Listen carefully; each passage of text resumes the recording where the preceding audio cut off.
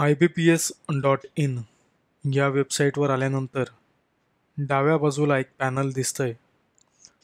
या पॅनलवरची चौथी टॅब जी आहे ती आहे मॉक टेस्ट. या मॉक टेस्टवर क्लिक केल्यानंतर 3 लिंक्स आपल्याला दिसत आहेत. या 3 लिंकपैकी www4dgalm.com अशा नावाची जी पहिलीच लिंक आहे ती आपल्याला आपल्या मॉक टेस्टकडे घेऊन जाणार आहे.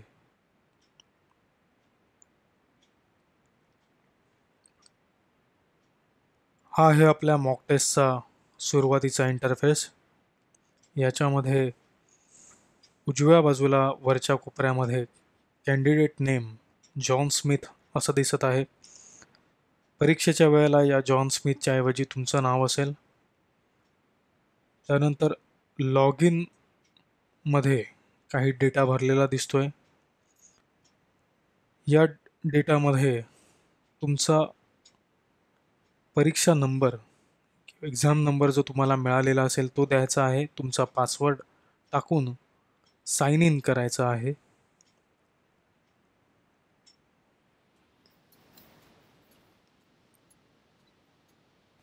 साइन इन केल्यानंतर जनरल इन्स्ट्रक्शन्स आपल्यासमोर उघडल्या आहेत. या जनरल इन्स्ट्रक्शन्समध्ये पहिलीच ओळ परीक्षेच्या एकूण वेळेबाबतची आहे. इथे ती 60 मिनिट अशी दाखवली आहे, परंतु तुमच्या परीक्षेमध्ये जो काही वेळ तुम्हाला दिलेला असेल मिनिटांमध्ये तो या ठिकाणी डिस्प्ले होईल. दुसऱ्या ओळीमध्ये परीक्षेचं घड्याळ कशा पद्धतीने सेट केलं जातं त्याबाबतची माहिती आहे. ही अतिरिक्त जी माहिती आहे ती तुम्ही ज्या वेळेला स्वतः मॉक टेस्ट द्याल त्यावेळेला नीट वाचून तपासून घ्या. आपण आता थेट तिसऱ्या ओळीकडे जाणार आहोत. तिसरी सूचना जी आहे ती एक्झामच्या पॅलेट संदर्भातली आहे. या पॅलेटमध्ये कोणत्या वेगवेगळ्या प्रकारच्या टॅब्स असतात ते आपण आता पाहूया. पहिला राखाडी रंगाचा जो बॉक्स आहे किंवा चौकोन आहे याचा अर्थ होतो की तुम्ही प्रश्न पाहिलेलाच नाही. दुसरा फनलसारखा दिसणारा लाल रंगाचा जो आकार आहे याचा अर्थ तुम्ही तो प्रश्न पाहिलायत किंवा पण त्याचं उत्तर दिलेलं नाही. तिसरा जो घरासारखा दिसणारा आकार आहे हिरव्या रंगाचा, याचा अर्थ तुम्ही त्या प्रश्नाचं उत्तर दिलेलं आहे. चौथा आकार आहे एक पर्पल रंगाचं वर्तुळ, याचा अर्थ तुम्ही तो प्रश्नाचं उत्तर दिलेलं नाही परंतु मार्क फॉर रिव्ह्यू केलेला आहे. पाचवं पर्पल रंगाचा वर्तुळ जो आहे त्याच्यावर एक हिरव्या रंगाची कॅल्क्युलेटर सारखी दिसणारी आकृती आहे. याचा अर्थ तुम्ही त्या प्रश्नाचं उत्तर दिलं परंतु तो मार्क फॉर रिव्ह्यू केलेला आहे. असे प्रश्न किंवा अशी उत्तरं ही तुमच्या गुणांकनासाठी ग्राह्य धरली जातात जरी तुम्ही मार्क फॉर रिव्ह्यू केलेला असेल तरीही. त्यानंतरचा प्रकार आहे पर्पल रंगाचं वर्तुळ आणि त्याच्यावर हिरव्या रंगाची टिक. याचा अर्थ मार्क फॉर रिव्ह्यू केलेला आहे पण त्याचं उत्तर गुणांकनासाठी ग्राह्य धरलं जाणार नाही. याच्या खाली अजून काही सूचना आहेत ज्या तुम्ही मॉक टेस्ट देताना स्वतःहून अभ्यासाव्या. याच्यानंतर आपण थेट नेक्स्ट करून पुढच्या फेजकडे जाणार आहोत. इथे तुमची परीक्षेची भाषा किंवा माध्यम निवडायचं आहे.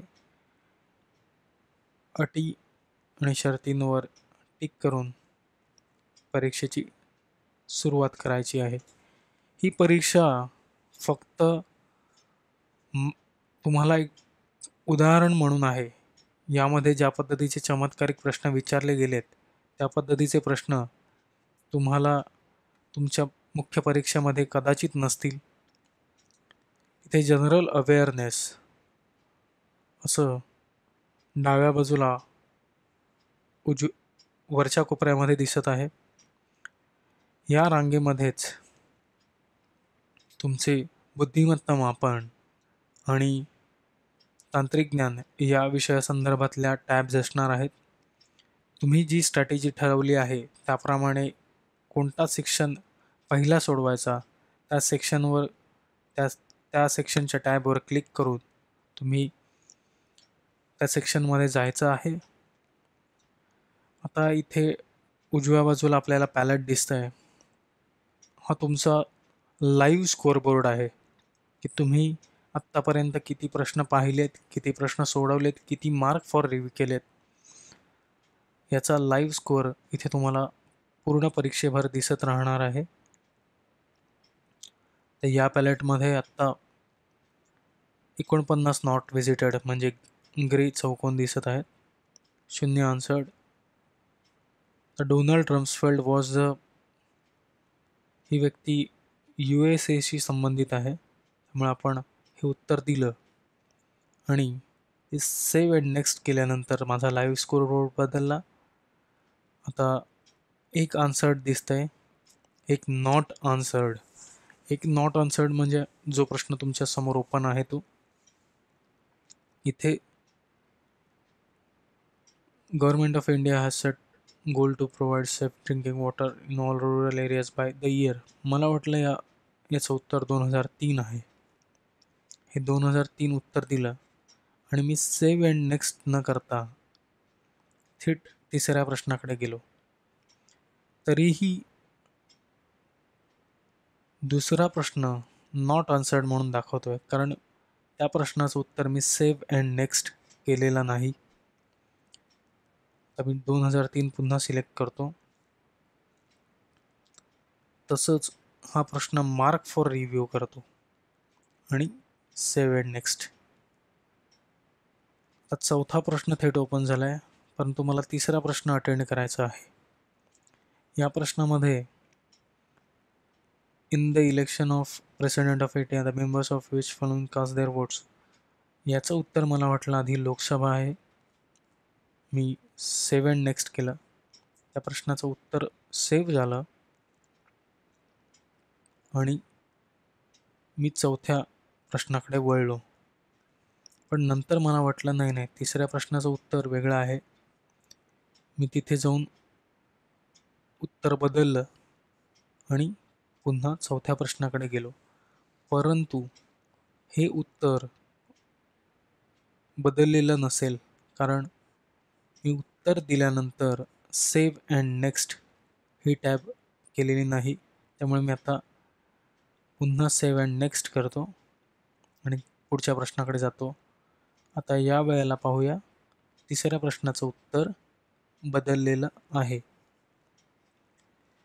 मार्क फॉर रिव्ह्यू आणि तुम्ही जे उत्तर आधीच दिलेली आहेत याच्यामध्ये फरक इतकाच आहे की ज्यावेळेला तुम्ही परीक्षा पुढे देत जाता, 50 प्रश्न आहेत, समजा 60 प्रश्न आहेत, 100 प्रश्न आहेत, यावेळेला मला नेमकं कोणत्या प्रश्नाचं उत्तर अडचणीचं वाटलं होतं किंवा त्याच्याबद्दल मी साशंक होतो ते आठवणार नाही, यासाठी मार्क फॉर रिव्ह्यूचा ऑप्शन दिलेला आहे.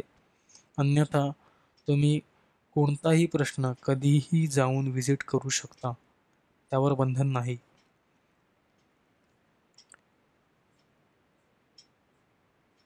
मला वाटतं आपण आता हा पूर्ण इंटरफेस पाहिलेला आहे. तर या इंटरफेसचा तुम्ही जरूर सराव करावा, जेणेकरून तुम्हाला परीक्षेमध्ये अडचणी येणार नाहीत.